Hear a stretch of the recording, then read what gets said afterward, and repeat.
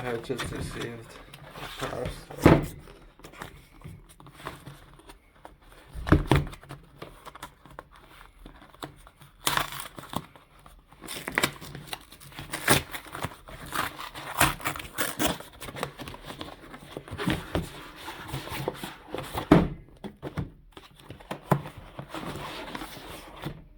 Perfect.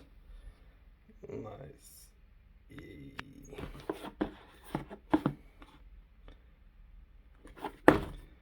Finally. Hey, how's it going? Today I'm going to be talking about AssetLight and what that is.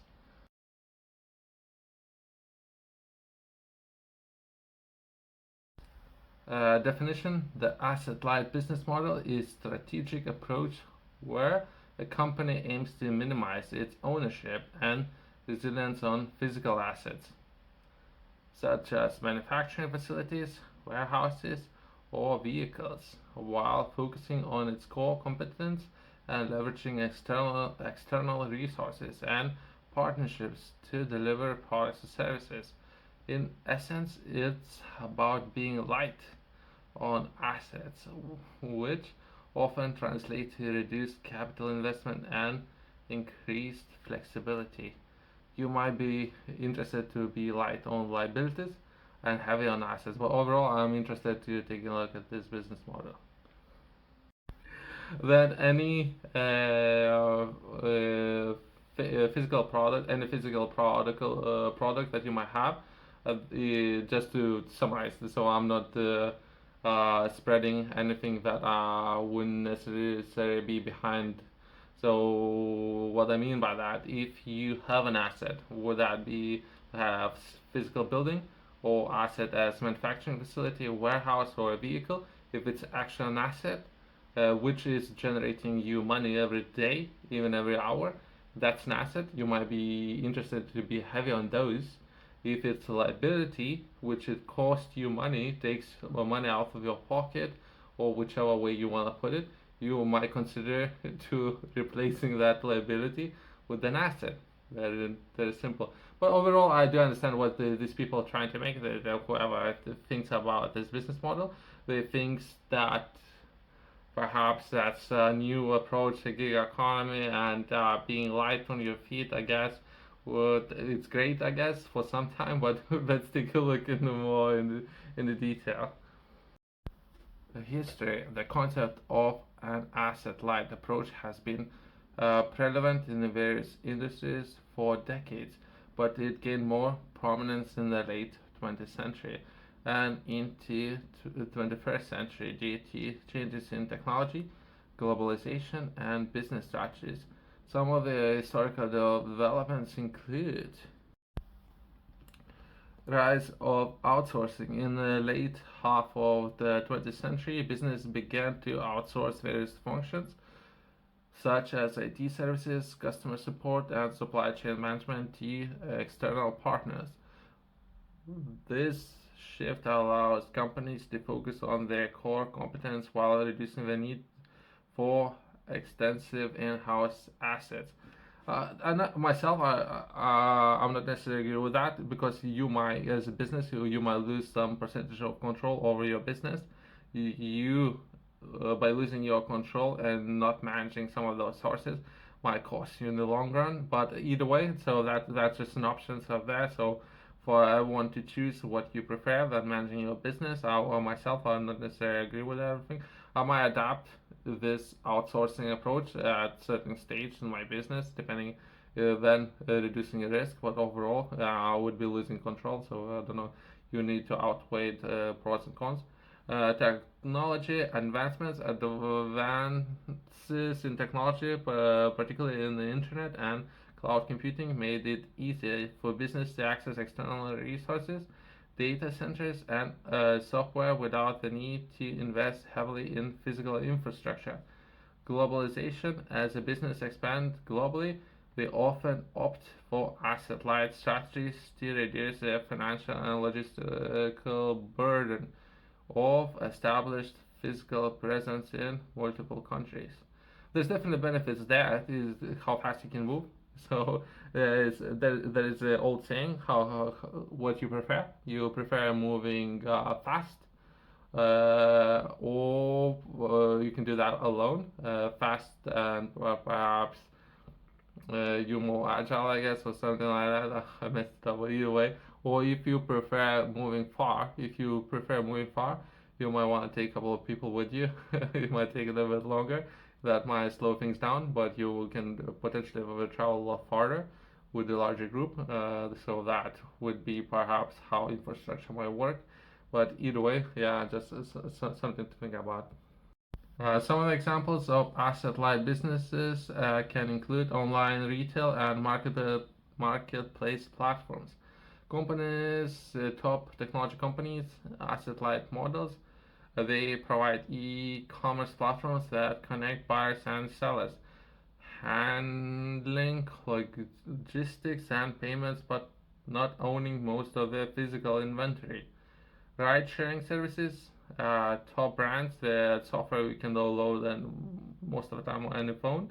Companies that connect drivers who use their personal vehicles with riders. They focus on technology and the platform rather than owning a fleet of cars. Hotel booking platforms, the top brands that you most likely know of, facilitate hotel bookings and short-term rental without owning the hotels or properties themselves. Software and SaaS services. SaaS companies often software solutions throughout the cloud, allowing business to access and use software applications without the need for on-premises installation. Examples include Salesforce or other different software solutions. I have mentioned it, but either way. Content streaming services, the top brands that they perhaps recently there's even more and more service providers just because how much attention and perhaps value there are in the industry. Overall, food delivery services, the top ones, and recently there are new players there that you might know of, as well as airlines. Some airlines adopt asset-light strategy by leasing aircraft rather than owning those. I mean, is it? uh, just 2 years ago, somewhere around 2 years ago, top logistical companies, technology companies, logistical companies, just invest in actually owning their own fleets, if I'm not mistaken. So yeah, so I don't know. Even they think about how can they instead of leasing, perhaps own some of that. So perhaps there's a part of risk management. That is how I think about it. There might be worth having some diversification as well as owning some of the fleet, as well as perhaps leasing some of the fleet. I have just received my new book. Name of the book is Project Fitflow. I can't wait to share more about this book. Well, either way, I have put in so much work into it. My whole life's work when it comes to fitness, my formal qualifications as well as expertise within the field, and I have shared. I wish I could find this material myself when I was growing up. So basically, that's where I'm coming from, if anything. If perhaps supporting next generation of leaders when it comes to fitness and understanding everything within the industry, how to understand it, how to come about it, perhaps how to make the money of the industry, as well as how to think about it. So a lot of approaches and information that I shared within this book, I would highly recommend for everyone to purchase this book. Uh,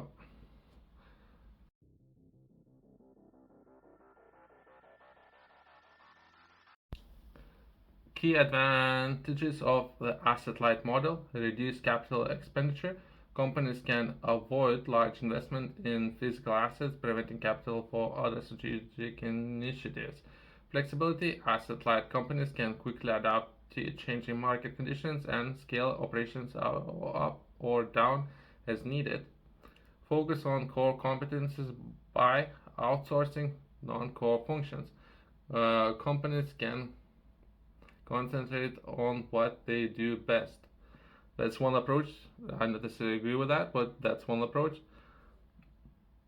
Lower risk. Asset-light models may involve less financial risk since there's less capital tied up into assets that could depreciate or become obsolete.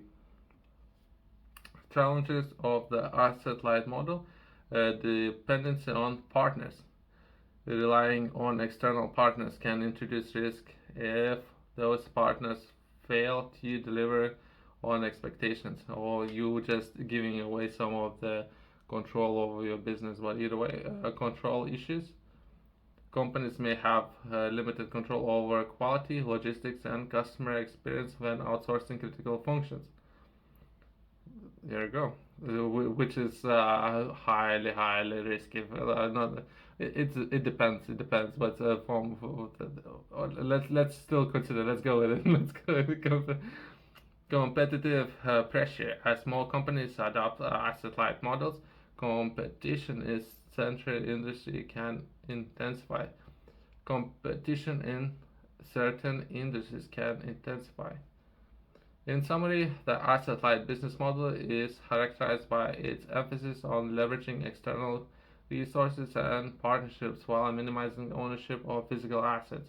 It has become increasingly prevalent in today's business landscape, driven by technological advancements, globalization, and the desire for flexibility and cost effectiveness. Understanding this model is important for business considering strategies to optimize resources allocation and adapt to evolving market demands.